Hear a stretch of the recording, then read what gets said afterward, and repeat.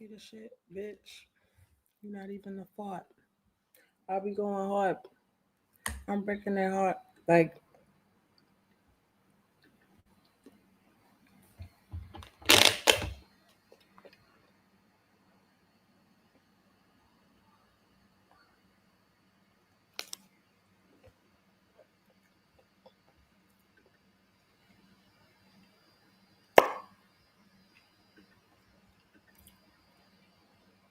okay.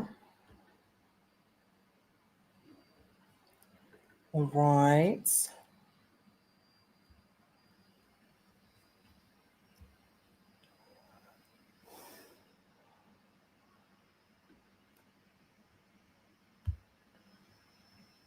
Okay, boom. Period. Yeah, we live. All right.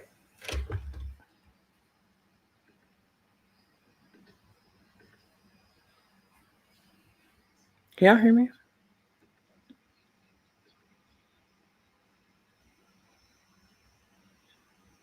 Ha. Period. Okay.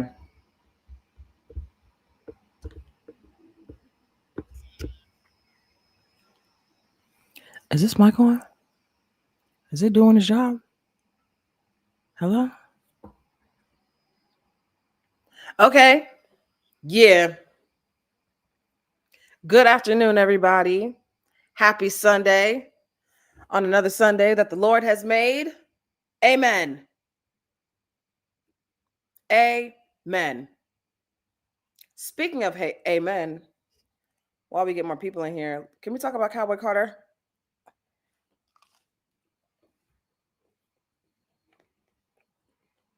Let's talk about it. I went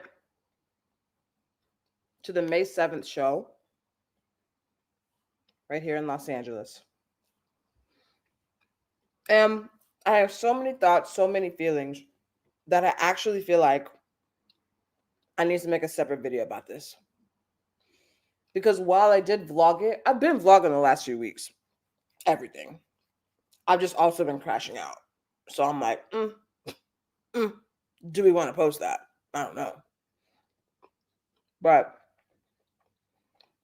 Beyonce,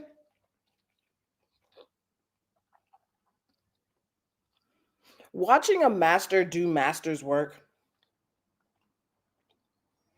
I realized during that show that I need to be digesting more masters doing masterful things.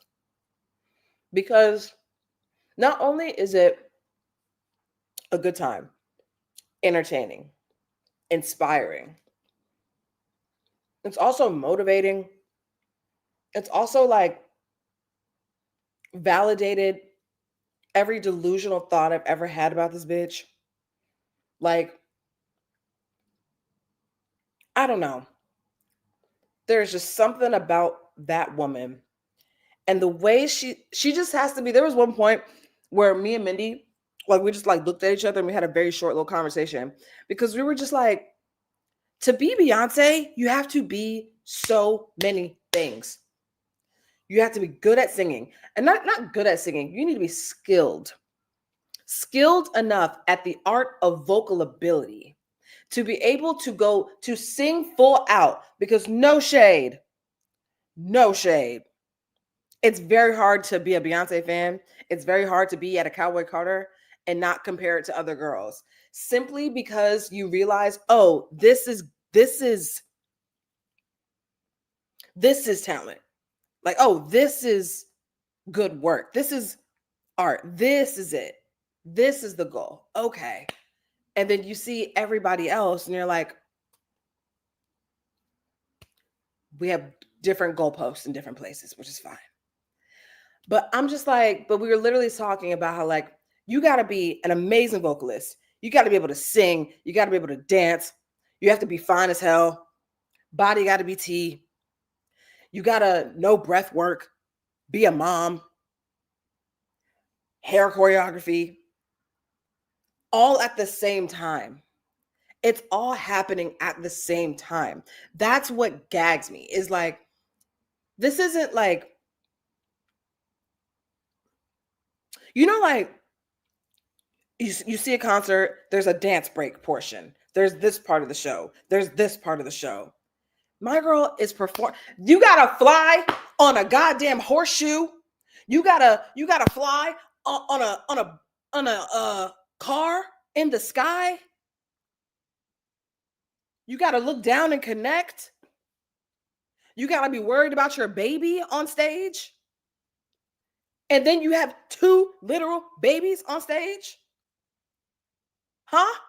And then I don't know if it's just like, you know, growing up in a world where like assassinations and just people getting got is just a thing. But I feel like whenever I see anyone who I admire in a public setting, behind a podium, or just on a stage, we've all seen Selena. We know what happened to Big Abe Lincoln. We saw FDR get his top pulled back. I'm just saying, obviously, I don't wish for anything like that to happen. But I have anxiety. Like I get anxiety when I see people that I love just out in the open. You know? Oh God. Oh God. The one time I thought, damn, B looks tired and a little.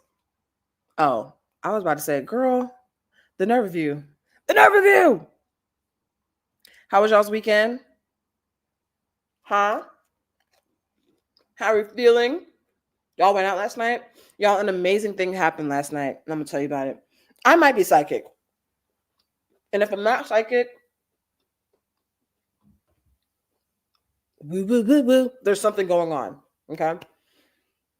So yesterday, I woke up very hungover. I still worked out. Shout outs to me. But I woke up very hungover because I've been outside. I've been outside like trees. Okay? I'm sorry for the chewing. I need my protein. Okay? I woke up hungover, still went to work out, and I had to go out last night because it was Sterling's birthday. She was DJing at Lost. And I agreed to go to this, what would you call it? Like a little mixer thing at one hotel. So I told myself, Jay, we just doing Prosecco tonight. No hard liquor. We're not smoking anything. Prosecco, keep it cute, go home. Because I knew I had to do this today. Let me finish eating this real quick. I want to talk my mouth full.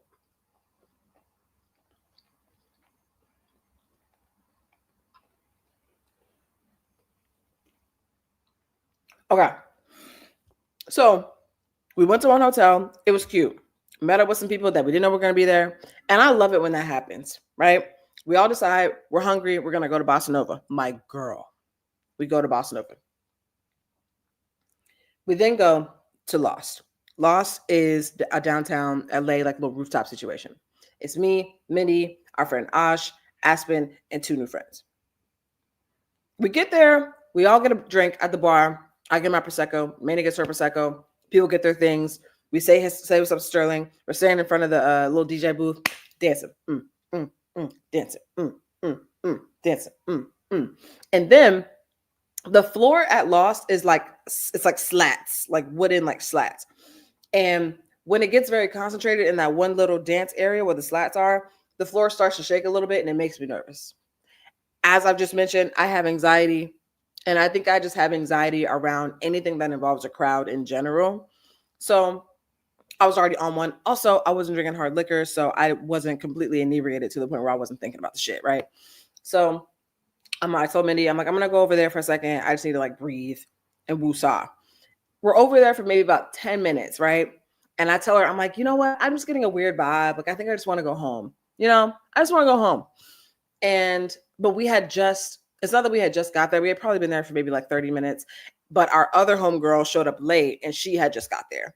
And so Mindy was like, oh, do you really want to leave? You know, Kayla just got here, blah, blah, blah. And I'm like, you know, you're right. I want to leave low key, but I'm going to stay for like 30 more minutes and then I'm out. Around this time, it was like 11:30. Not even like 11. No, it was like 11:30. And so as I like make the decision, I'm like, okay, cool. I'm going to stay another 30 minutes and then I'm going to say goodbye to everybody and then I'm out. We get up We start to walk back over to the section. We see all of our friends now leaving the section.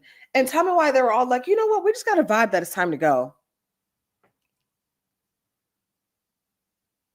There's something about my mind.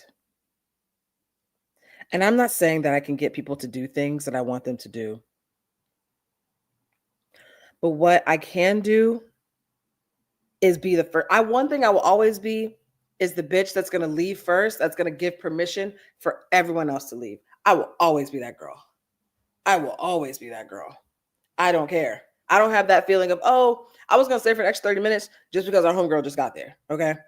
Also, I wanted to give it a time, give it a beat to like, to get more fun. Because Lost is cool, but Lost is very chill. Also, the crowd was strange. It looked like a fucking cookout last night. I'm not gonna hold you. It was giving Auntie Down.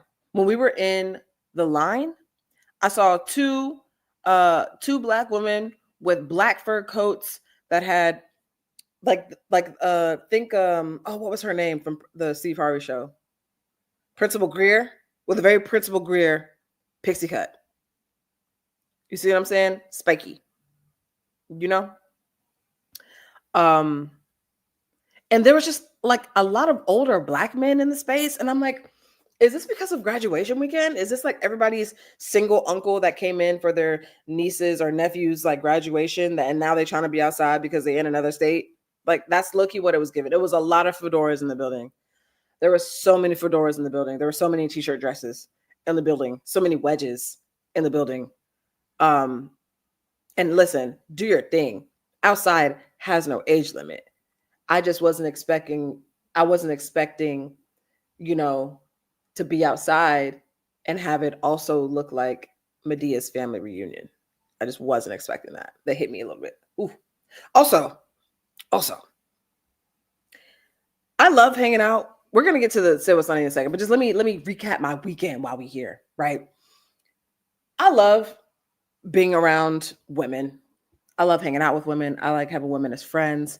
And I think that there's just something about feminine energy that I just enjoy a little bit more than masculine energy.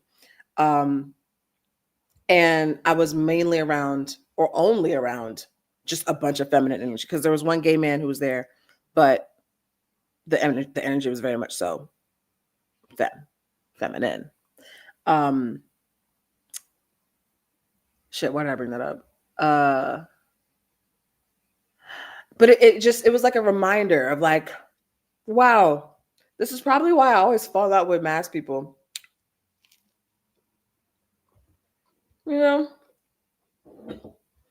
Jessica, it's a good time. It's just the crowd is just interesting. The crowd was interesting.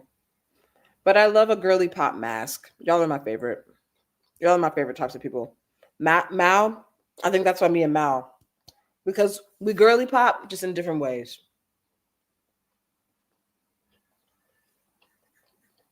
Trust them instincts. Exactly. Okay, y'all. Let's go ahead and get into it. You got 15 minutes in. If this is your first time here, welcome. Let me finish this food in my mouth. I'm so sorry.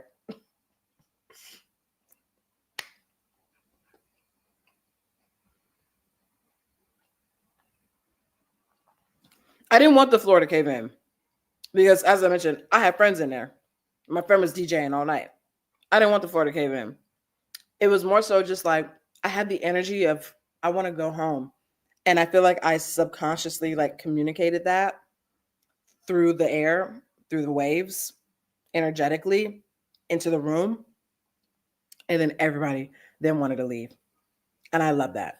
Because I'm always the bitch that leaves first. I'm always the bitch who like annoys people because I want to go home. Everybody gonna be like, oh, Jay want to go home. Or it's just like, oh, girl, you just got here. I don't care. I want to go home. That's my toxic trait. The moment I'm ready to leave somewhere, I got to go. But if this is your first Say What Sunday, welcome. We don't do this every single Sunday because mental health is shaky. I'm not going to lie. And I've been needing a moment. I've been needing a beat. But you're here today, and I love that for you. I love that for me. We have 4 stories that we're going to be getting into, and they're all piss poor, terrible, and awful. I'm going to tell you that right now. Okay. It's been a big week for abusers. Huge week for abusers. This is like the Met Gala of abusers this week. It's been a little nutty. We're gonna talk about DDG and his new restraining order, which we love. We love restraining orders around here. Okay, as a bitch who has gotten 2 restraining orders on people, love a restraining order. Paperwork that literally says "get the fuck away from me," love that. So we're talking about DDG, Chris Brown getting locked up because he just loves to fight. I'm going to briefly talk about the Diddy situation, but like we're not going to get into details. I'm not going to get into the details of really any of these stories because they're all piss poor and awful, and we all get the gist. It's more so an opportunity for us to clown these niggas and make fun of them and talk about how poor their decision making is and how ugly they are. That's why we're here. This is not necessarily a moment where we're going to be discussing the intimate, violent details of things that have happened to women, Black women. Also, just like Black women across the board this week, the feed has not been looking good for us. The feed has not been looking good for us because I also just remembered that they just put up that 12-foot statue of that Black woman in New York. And for some reason, so many people have an issue with that,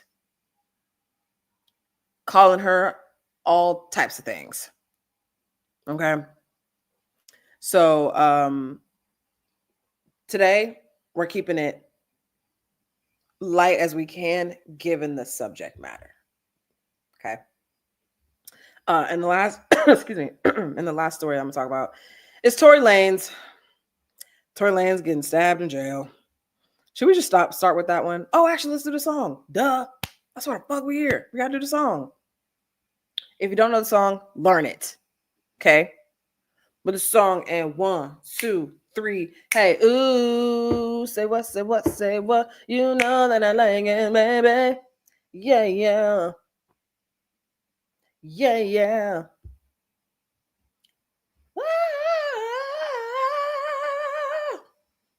Period. All right. Let's go ahead and talk about Tory Lanez. So if y'all don't know the story, let me fill you in briefly. So Tory Lanez is in jail because he did real crimes. I feel the need to say that. He did real crimes. He's not in jail simply because Meg Thee Stallion don't like him. He's not in jail because Meg Thee Stallion said or did anything. He is in jail. Lanez was tried and found guilty of assault with a firearm, illegal possession of a firearm, and negligent discharge of a gun. That is why he is in jail for 10 years. Okay? Let's blame the crime doers. Let's blame the crime doers for the crimes. Tory was in the yard of California Correctional Institution in Tehachapi. Is that how you say that word? Tehachapi? Monday morning when another inmate stabbed him, according to multiple sources, including one in law enforcement. It is unclear what the motivation was, but one source does tell us, the source that I looked this up on, Tory was rushed by ambulance to a nearby civilian hospital in Bakersfield. So he's fine. And listen, when I saw this story, it kind of reminded me of when I was in high school and I would see my classmates wear like free so-and-so t-shirts, like back when like the airbrush activism t-shirts were a thing, free so-and-so, and I have like a little airbrush portrait of them. Mind you, I entered high school at 15 years old, 14 years old, graduated at 17. What are y'all friends doing that's leading them to get locked up? That's my first question, because we're in high school. And let me also preface this by saying, I grew up in Woodbridge, motherfucking Virginia. Woodbridge, Virginia in the 90s and in the early 2000s was very regular, very suburban. The crimes, maybe a robbery of a shoe, of a pair of Jordans, maybe. Maybe a random not a shootout, but like I remember the mall had like a couple shootings like once or twice. But like for the most part, my neighborhood that I grew up in, the city that I grew up in, was not crime riddled, you know? Most of the crime news that we got was coming out of DC and Maryland, not so much Virginia. Okay? Which leads me to believe that y'all in my high school with these free my nigga John t-shirts. I fear that John did something, and I want to know what he did. You can't just say free people because you don't want them to be jailed anymore when they do actual crimes. You know? I just feel like that's crazy. And while I'm not advocating for people getting stabbed, that's insane. I think that is the most insane way of violence, is stabbing next to bludgeoning. That's an insane way to go. Tory Lanez just has a weaselly spirit about himself. You know? There's something very like, actually, all of the men in question in the docket today all have very like squirrel-like qualities. And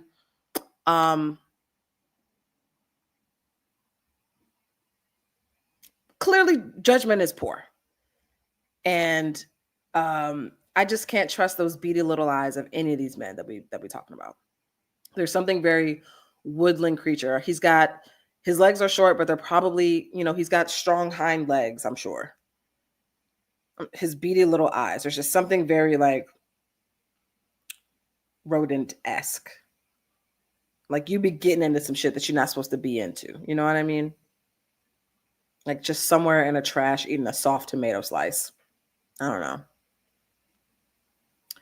But speaking of weasel-like men, let's talk about Chris Brown. Chris Brown, actually on the heels of the news coming out about Tory Lanez, Chris Brown decided that he wanted to go on his Instagram story to say, free Tory Lanez. Free Tory Lanez. And what's so interesting and hilarious is that happened the same week as the singer was arrested at a 5-star hotel in Manchester, England, for allegedly attacking a music producer with a bottle at a nightclub called The Sun, or per The Sun is the source. The producer said that he inflicted severe and lasting injuries. He got beat over the head with a bottle of Don Julio 1942. That's the long one, right? That's like the brown. I don't know fancy tequila. For the girlies who know tequila, for the girlies who live in Atlanta, for the girlies who be in the club with the little like sparkly things, and enlighten me. But Don Julio 1942 is that long ass brown bottle, right? It looked like Pantene Pro V, but for black women. Because when they have shampoo or conditioner and they want to market it to black people, they just make it bronze. It just looked like that. Okay. The Grammy Center. Well, Freudian slip. The Grammy winner allegedly ruthlessly stomped on this man and kicked him in the back of the head, resulting in the producer falling unconscious for 30 seconds. This is my thing about Chris Brown. Okay? Chris Brown don't want to be just like a scrappy little, boop, boop, Like it's never just like an innocent like bar fight. When this nigga gets mad, it is Sparta.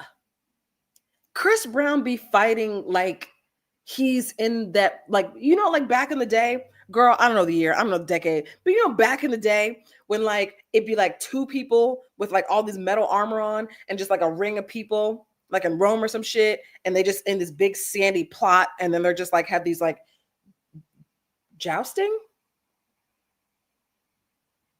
You know what I'm talking about? Like long ass knives and stuff, and they be on the horses, and they gotta like that is the type of fighting that Chris Brown likes to do. Like I don't know why he needs to fight to the death at all times. Like it could be the most minor inconvenience. You could not give the nigga enough chicken at Chipotle, and he's beating your ass in the parking lot. And you know what's so crazy? Boxing is right there. Boxing is right there Do you know how many like influencers and just random public figures have just gone into boxing just because? You clearly love to fight. Chris Brown is like that one ghetto light-skinned girl in high school that just be throwing milk across the room in the cafeteria. Y'all know exactly what I'm talking about. It's always one little scrappy little light-skinned girl with skinny jeans and Air Forces on. And she be having like the 6s or the 7s on. Y'all know exactly what I'm talking about. It's like, if you love to fight, just fight as a profession. I don't know. Like, you clearly have the angst. You don't think he's beating nobody's ass for real? You think it's just PR? It's crazy that that's PR. No one thinks that's crazy that that's PR. You are an R&B singer. You're an R&B singer. Put on the snapback and get the crooning. What are we doing? He'd have to fight fighters though. Exactly. He'd have to fight. And the thing is, he's just too this is the thing about Chris Brown. He's too athletic to just be an R&B singer. And I think that's why he likes fighting so much. Like, he clearly needs to use his body. The nigga does like backflips completely unwarranted. The way Chris Brown probably fights like that one Brazilian guy in Tekken. Y'all know the guy who be doing the capoeira?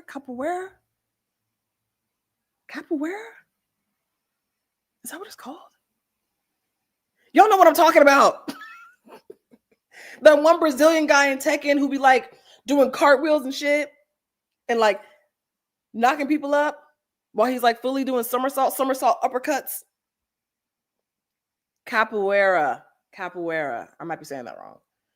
That's what I'm saying. Like, Chris Brown has a miscalling because clearly you need to use that body for more than body rolls, my guy. You clearly need to pick up parkour, bro.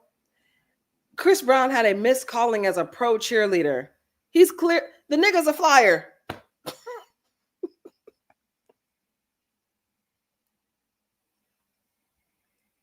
He got hops. That's what I'm saying. It's just like, you are too violent and athletic to be an R&B singer. Okay? And no shade. I understand that people are big fans of Chris Brown, but whenever I meet a grown-ass person who is a big fan of Chris Brown, no shade, my friends, a couple mutuals might catch a stray. I don't mean this in that way. Relax. But I just feel like being a grown-ass bitch, like a grown adult, and being a Chris Brown stan, is insane to me. Especially because every time they talk about their stand-up, they always say the same thing. They always say, oh, he dances so well. He just sings so well. They talk about Chris Brown as if he's like Michael Jackson when he was 10. He's 36, doing back handsprings and talking about how he's going to fuck your bitch. He's just so talented and he dances so well and he sings cool and he's live and he's got so much energy. It's like, girl.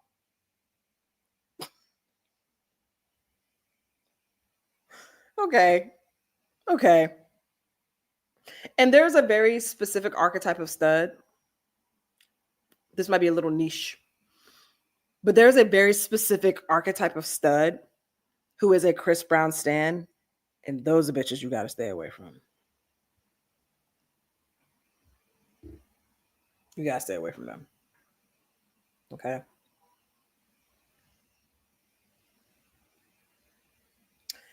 Stud Chris Brown stans have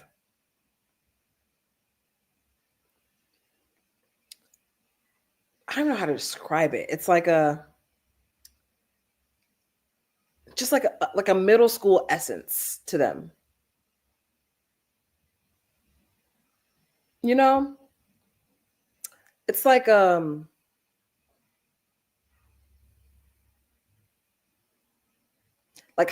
essence of like Hot Topic jeans. Like, I don't know. They are well known at a Waffle House. And that's no shade to Waffle House.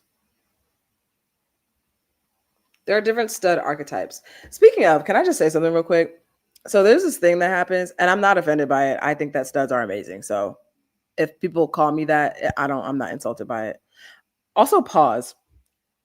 I'm scatterbrained. I'm going all over the place. My bad. Y'all signed up for this though. I think that it's hilarious that I'm talking about abuse and abusers while I fully have a swollen eye. I did this to myself, I think. But I think that's hilarious. Anyway,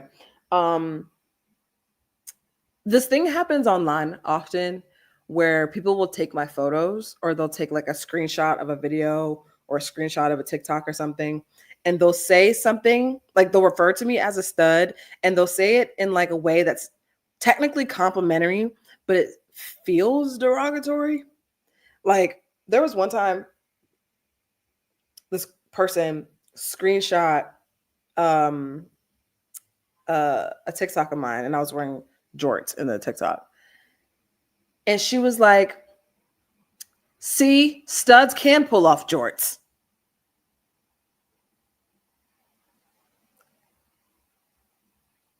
And I didn't know how to. Okay. I just say, okay. Even today, I got one, and it was like, it was me and Lena. I posted, it was Lena Waite's birthday yesterday.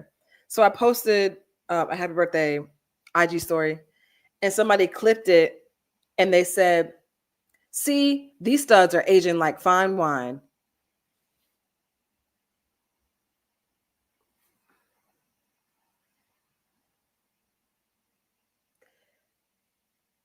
Like, thanks.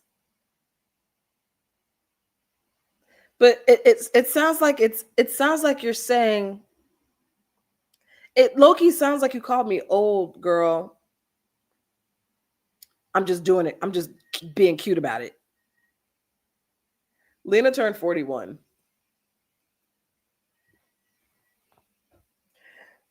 But I don't know. It just I don't know. It gave you call me old girl, but it is what it is.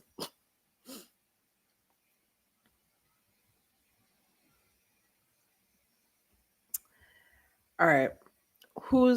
What's next? Oh God. DDG.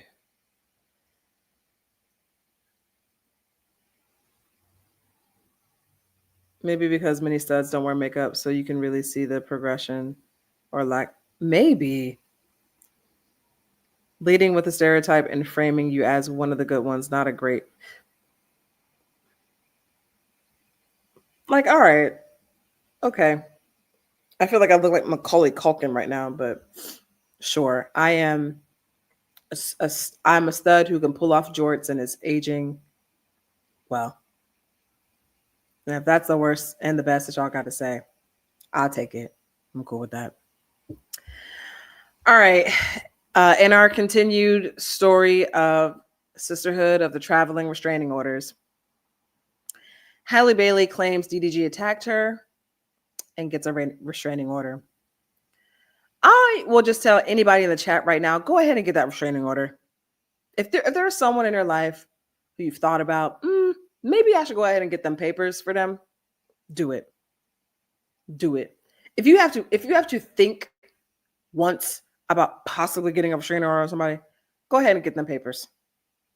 Go ahead and get them papers. Hold on. Who texted me? Who got on my phone? Okay. I'm not going to get into the specifics of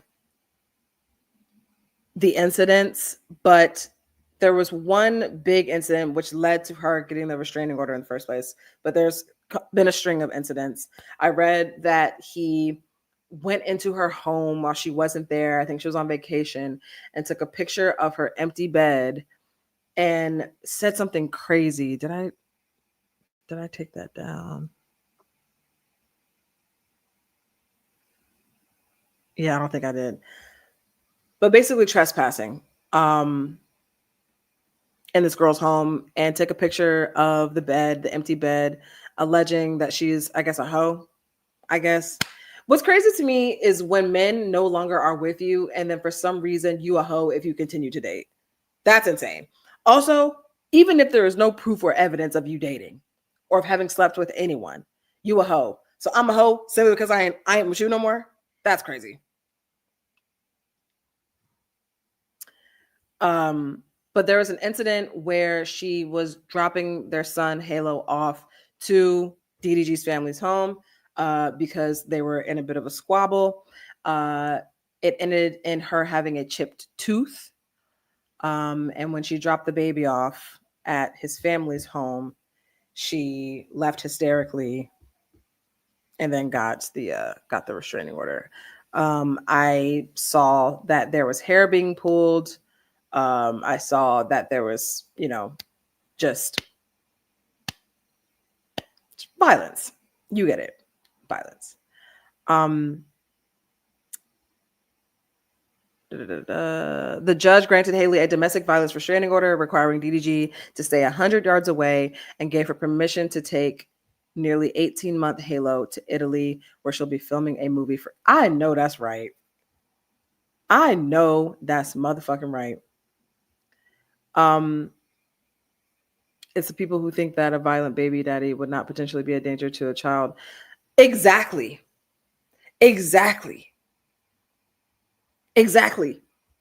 He don't even have Halo when he has Halo. His mom does. Just bummy. This is what I'm saying. I just feel like, I don't know. I'm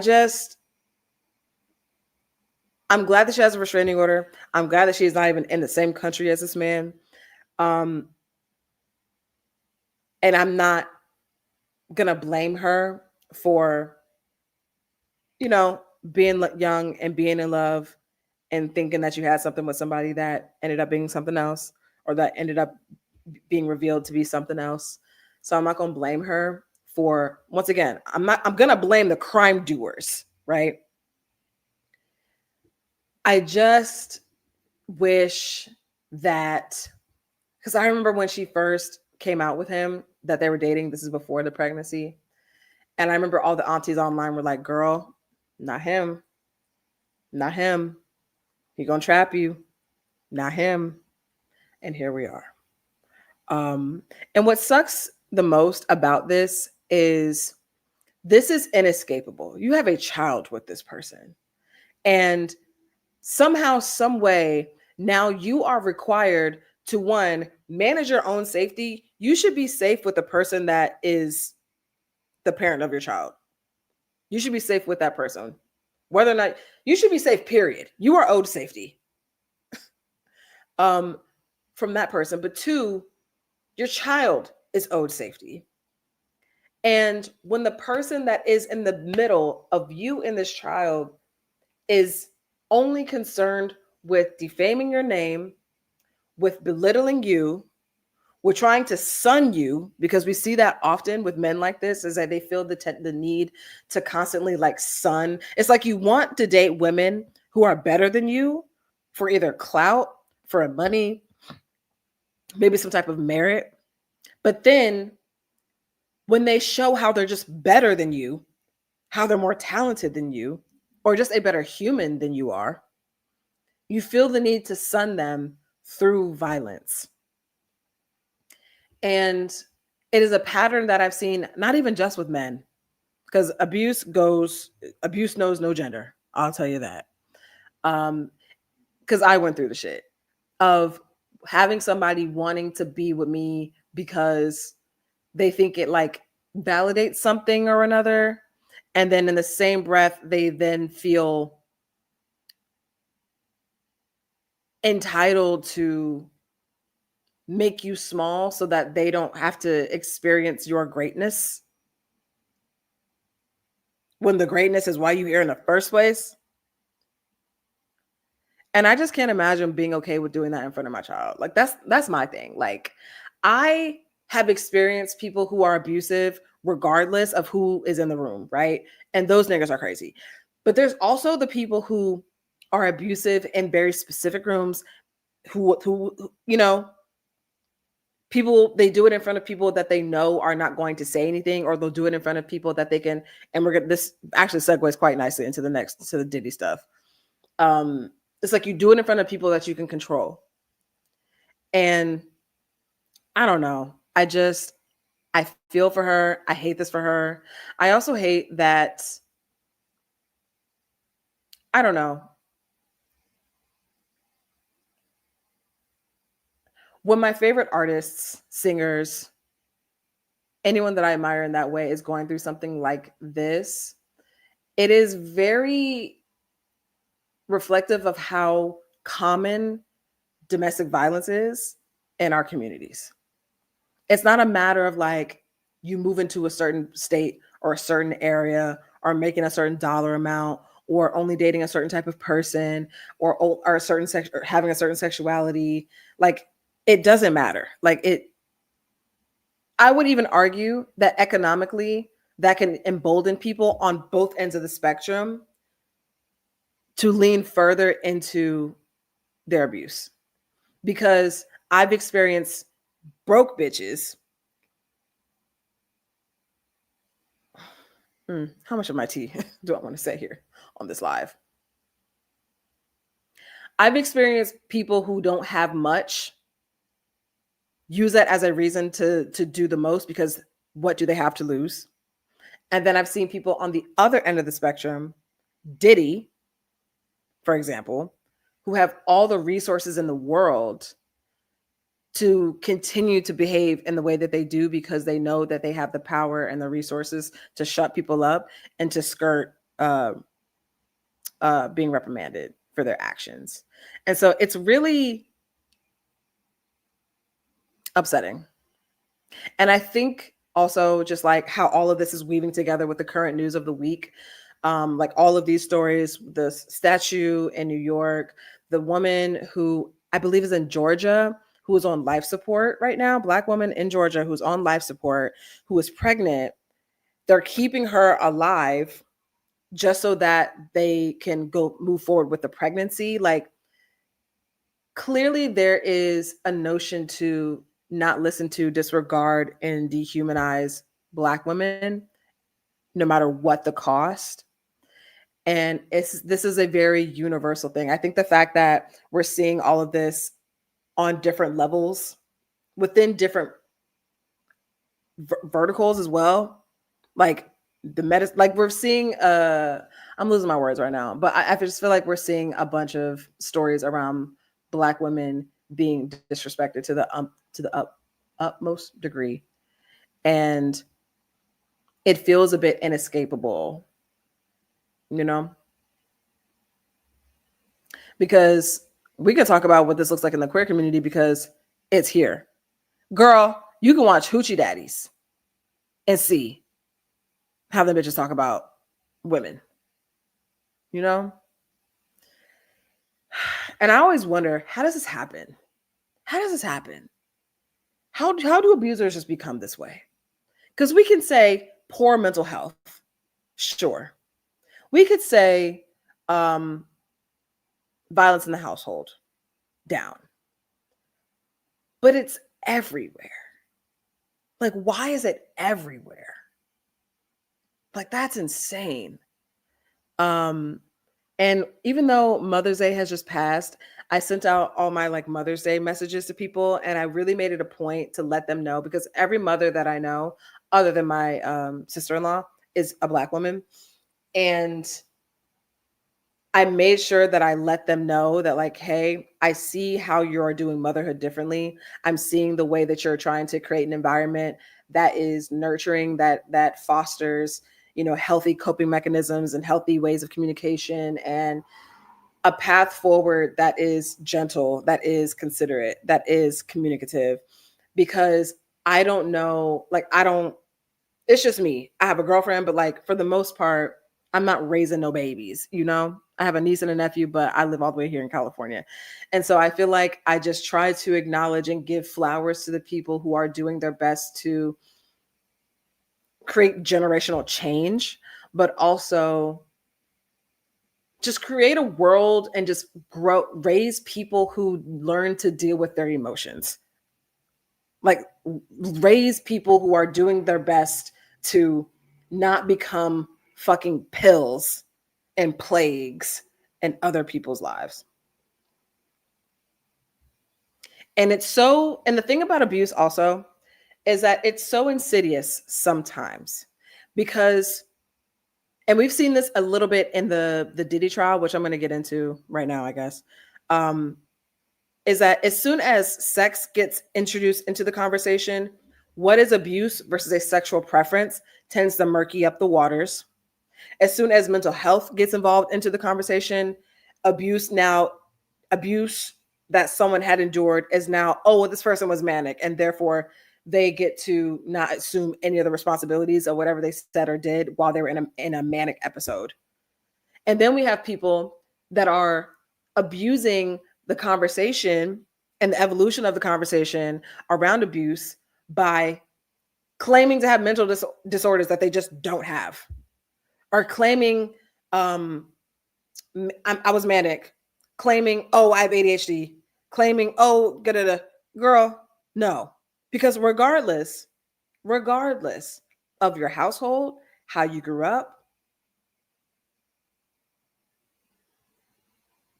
we shouldn't be doing this. You shouldn't be putting your hands on your partner.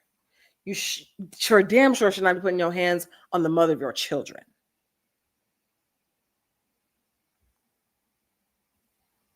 And abusers will always find a way to make somebody else the culprit, or like they will always find a way to turn their problems into someone else's problems.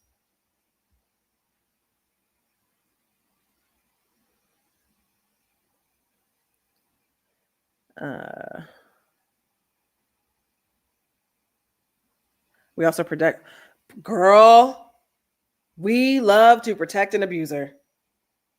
Oh my God. The amount of times that I've seen people be like talking about Kanye, for example. And also, while we're on the topic, there are levels to abuse. There is emotional abuse, there is physical abuse, blackmail is a form of abuse, revenge porn is a form of abuse. It's all abuse. Coercion is abuse.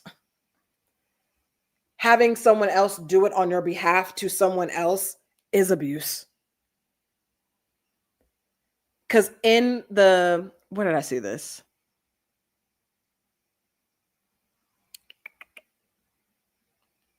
Okay, for the prosecution on the Diddy case, I saw this. As for the freak-offs, the prosecution argued that Combs would drug women, including Ventura, Cassie, and force them into unwanted sex acts. The prosecution is alleging that Combs often assaulted Cassie beforehand to show who was in charge. And this is what Diddy's counsel, financial abuse. Ooh, I've been wanting to share my tea because I got stories. But yes, financial abuse, that's also a thing.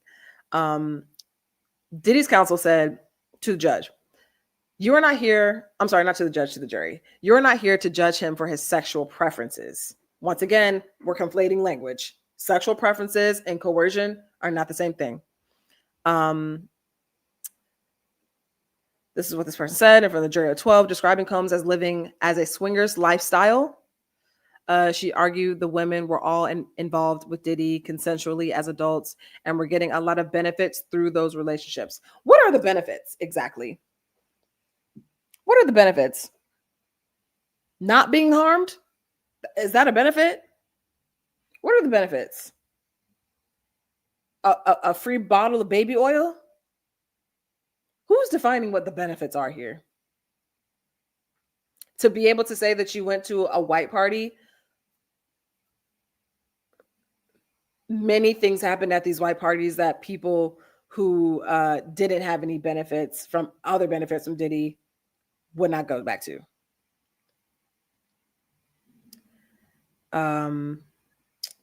The prosecution laid out a story of freak-offs that involved forced sex with male escorts, with Diddy watching, and other behaviors. They threw out terms like kidnapping, arson, drug distribution, sex crimes, bribery, and obstruction. Why are we acting like this? It's the fact that I understand that his lawyers it's their job to make him look innocent. I understand that his lawyers are fighting to keep this man out of jail. And so, of course, they're going to conflate abuse with sexual preferences. Of course, they're going to conflate coercion with um,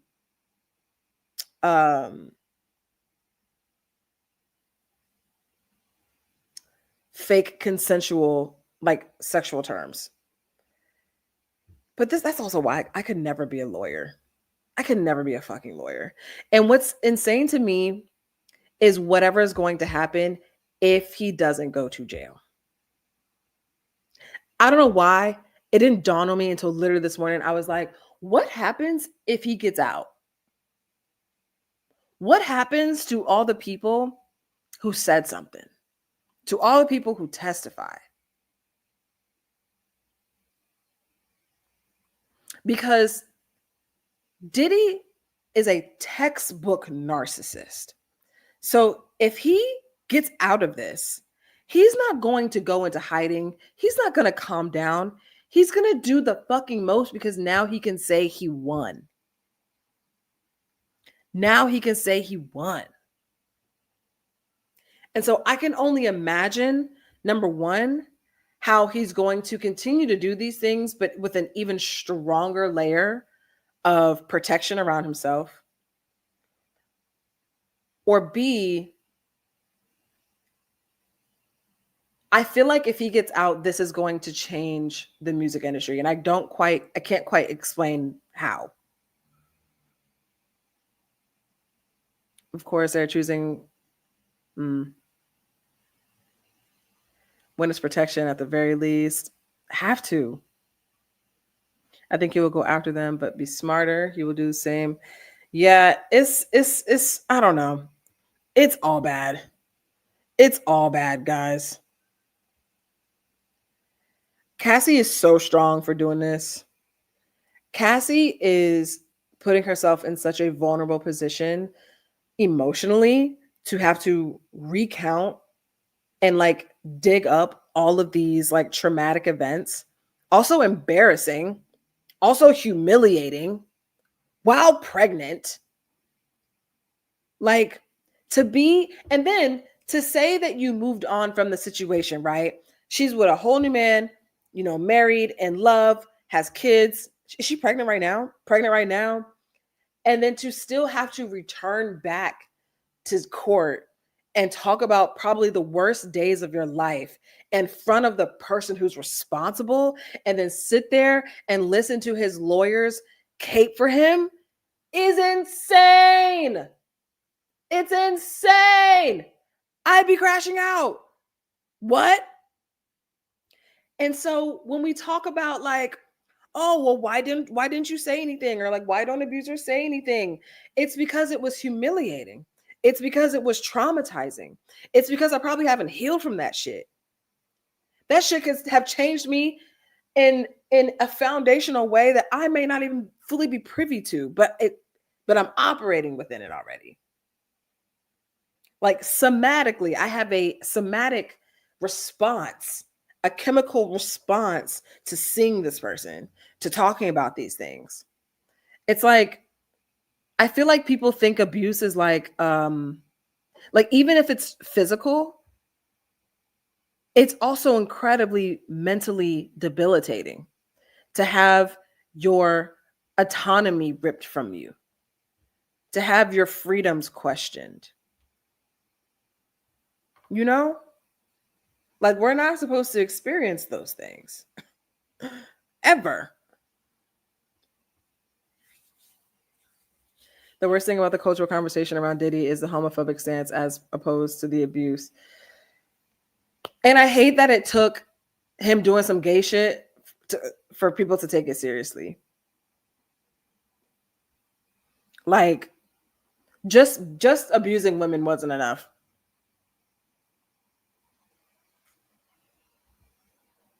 The fact that he has daughters, the fact that, oh God, I can't even think about it. She tried to leave. Exactly. Crazy. So, you know what? If the Sisterhood of the Traveling Restraining Orders has taught us anything, it's that never trust a Siberian rodent looking nigga. You know, if he's got something weaselly about him, he probably has anger issues. He probably has anger issues. And sometimes I think about the freedom that we would all have as people, because this wouldn't even affect men. Like it would affect everybody. But the way it affects men in particularly, like in particular, if homophobia was just wiped from the world and like people could just be gay, imagine the freedom. Pop the balloon wouldn't exist. It wouldn't exist because men wouldn't feel the need to sun a bunch of women in bodycons in Claire's jewelry to feel like a man. You know, we wouldn't have terms like no homo or pause because the niggas would just be at Pride. You know, if homophobia didn't exist, we wouldn't have that one girl who dated a girl one time. We wouldn't have that. Because either she'd be a lesbian or just bisexual. If homophobia didn't exist, oh man, the amount of crime would go down. I feel like the fashion for the entire world would go up. It just feels that way. Man. Men would be happier. And I never thought that I would advocate for that. But men would be happier. A lot of men are unhappy strictly because they want a top. And I think you should go get that top. I'm living in a world that I want you to live into. I want you to wear those, wear the mesh leggings, bro. Eat a banana the regular way. You can eat a popsicle in public without fear of being scrutinized. You can say one nice thing about another man and it's fine. The world just turns, you know? I want that for men. I want that for men. I want men, we would have less podcasts. We would have less podcasts. Like imagine the Joe Budden podcast of homophobia. Let me not use that because I've never listened to an episode of that podcast a day in my life. So let me not, the DL market would crash. The DL market would crash. And I want it to. I want it to. The thing about DL men is that y'all are incredibly violent. It's like y'all can't, DL men, it's like y'all want y'all cake and eat it too, literally. It's like you can't go beat somebody's ass because you like to top every now and then while also topping every now and then. Make it make sense. Instead of inciting violence on another human, incite violence in a journal. Did we learn nothing from Moesha? Did we learn nothing from Blue's Clues? Put it in a notebook. Open that pad up. Get in the stew. Make some art. But instead, you want to beat a nigga ass? Why? Why? Diddy, you could just have done your things. You didn't have to wrap Cassie into any of this. You didn't have to wrap anybody else into any of this. You could have gone to what is it called when they do? Cruising.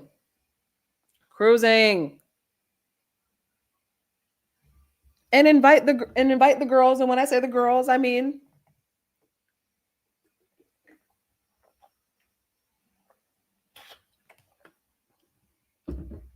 I mean, the girls. So many little boys will be able to explore their passions. Exactly. We would have more male dancers. We'd have more male swimmers. We'd have more male cheerleaders. Chris Brown would be a pro cheerleader if homophobia wasn't a thing. This nigga would have been in Bring It On 6. Oh, God. We could have had Chris Brown and Bring It On 6, but homophobia had to come and fuck it all up. Chris Brown could have been the next Simone Biles. But instead, he over here doing kick flips on a DJ Mustard beat, I guess. And now he's gang affiliated, which make R&B loving again. When did R&B singers become so it's just very Black Air Force's energy. You know? Like, bring back silk open button down R&B. Even Bruno Mars started wearing a bandana tied around his head. I don't know what the fuck is going on there. My God. How you become gang affiliated as an adult. But that's what I'm saying. Like, he loves violence on a level that is crazy.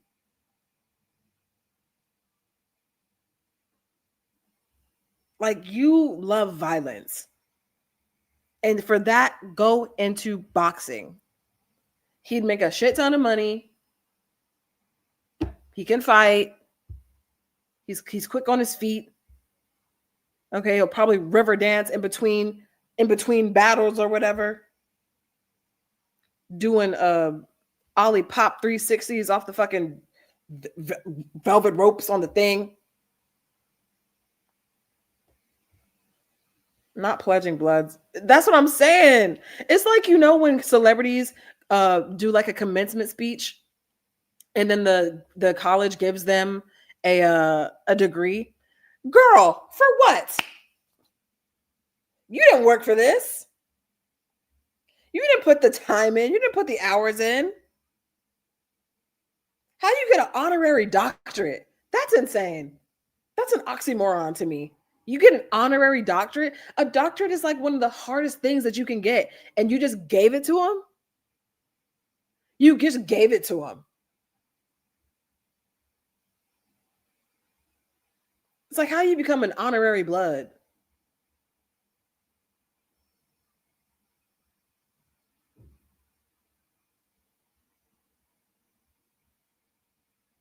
Homophobia, transphobia, racism, classism, and the patriarchy. It really does. It's like beyond the systematic challenges that it presents for literally everyone. It's just not fun. You know? The world would look like everyday people if none of those things existed. Imagine that.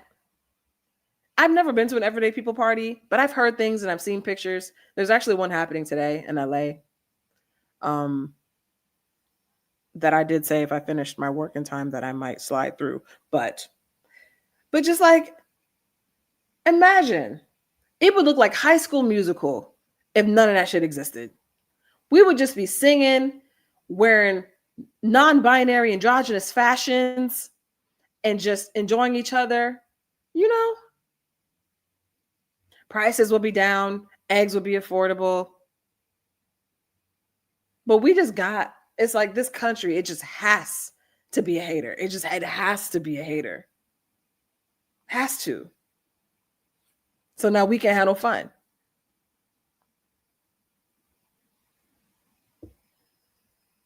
As someone who knows fighters, Chris Brown will get his shit rocked, and that's why he only goes for women and non-fighters. I mean, I would love to see it. I guys, let's band together. I actually think that Chris Brown could win. I think that we should put him in the ring with the best of the best and see how he does. What do you say? I say we give them a shot.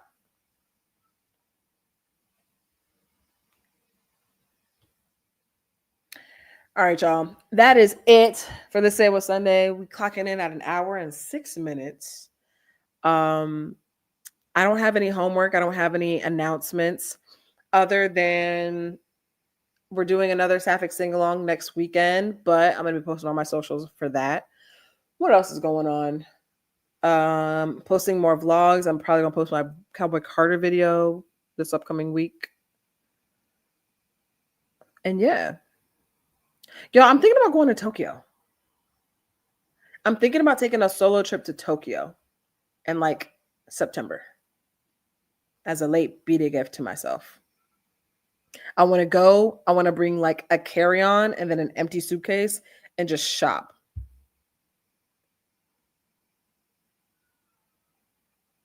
So if there's anyone who's been to Tokyo, you have tips and tricks, places to go, recommendations, places to stay, let me know. I know nothing about Tokyo. Nathan. Twitch. Should I make a Twitch channel? Is that something I should do?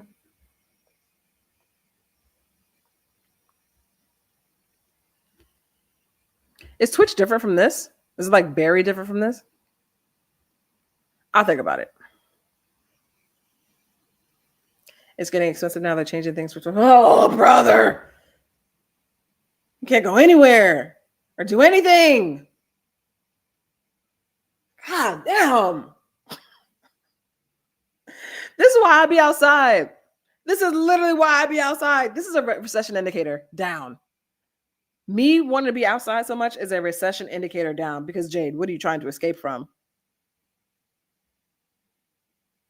That's really what's going on. The fact that I'm in the gym, I've been to the gym every single day this week.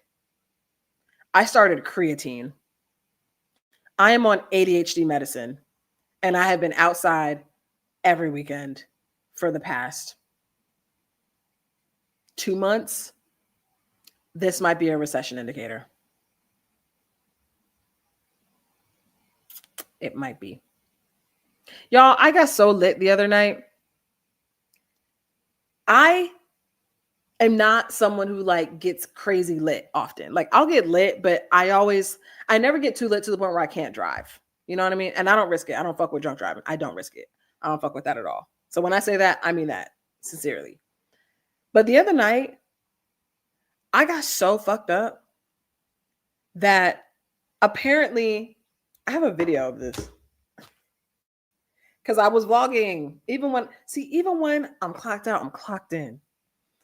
I was with Mindy and we were out at chapel, and apparently men, so chapel is a bunch of like black gay men. And so apparently I was getting pushed around a lot. And I'm not a big girl. I'm 5'5". I just weighed myself the other day, 150 pounds, like not a big person. And so these men are just kind of like, mushing me a little bit. This is like a little mosh pit, just throwing my little ass around. And Mindy was like, I'm gonna have to beat somebody's ass in here. And I got this on camera. I can't believe I got this on camera. That's kind of crazy.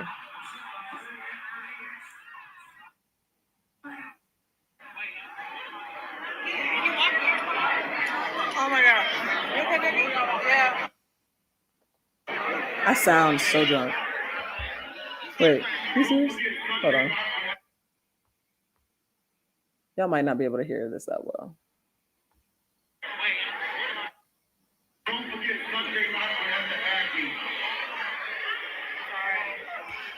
Ooh. This is my camera.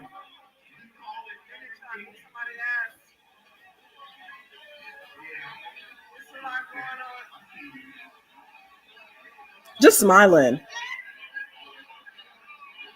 gonna beat somebody's ass. She activated. Okay, push him out. Oh, hold on.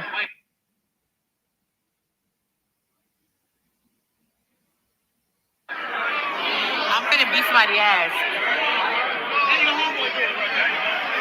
Oh my God. because they pushing my girlfriend. I don't like that.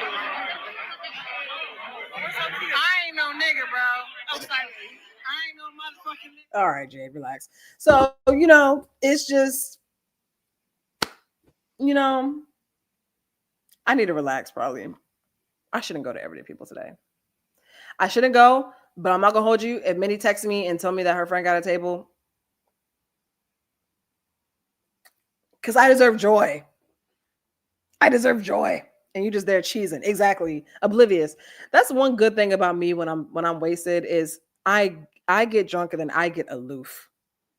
I don't be wanting to fight. I don't be wanting to cry. Girl, I'm just on another planet. I also love how we just sat here and talked about abusers for an hour, and then I end the live with my girlfriend talking about how she's gonna beat somebody's ass. But that's different because that is in defense of Black women. Me. So actually, this was the most well-rounded way to end this. Actually, defense. Exactly. All right, y'all.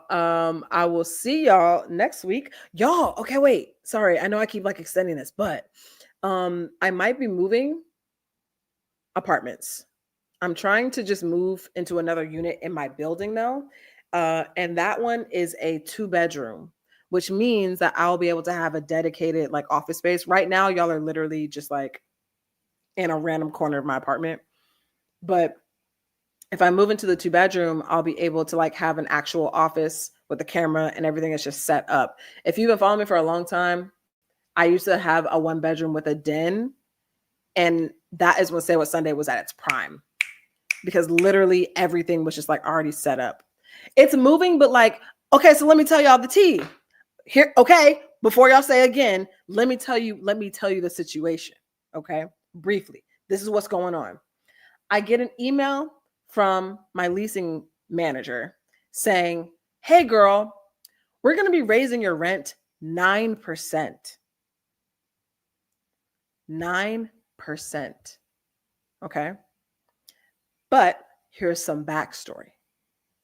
I moved into this unit on a concession, on a special, right? So the rent that I pay now is not based on the base rent. It's the base rent plus the special, which is what I'm paying currently in my rent. The 9% increase is based on the original base rent. So my rent is actually going up more than 9%. Let me do the math real quick.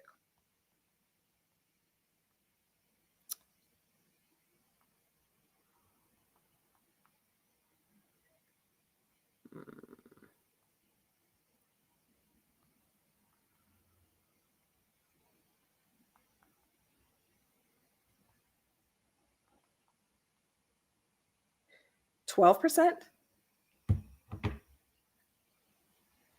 So my rent is going up 12%. I'm not in a studio. I don't live in a rent control building. I don't live in a luxury building either. They can say it's luxury all they want. This shit ain't luxury. The thing about the rent cap is that I think it only applies to certain buildings.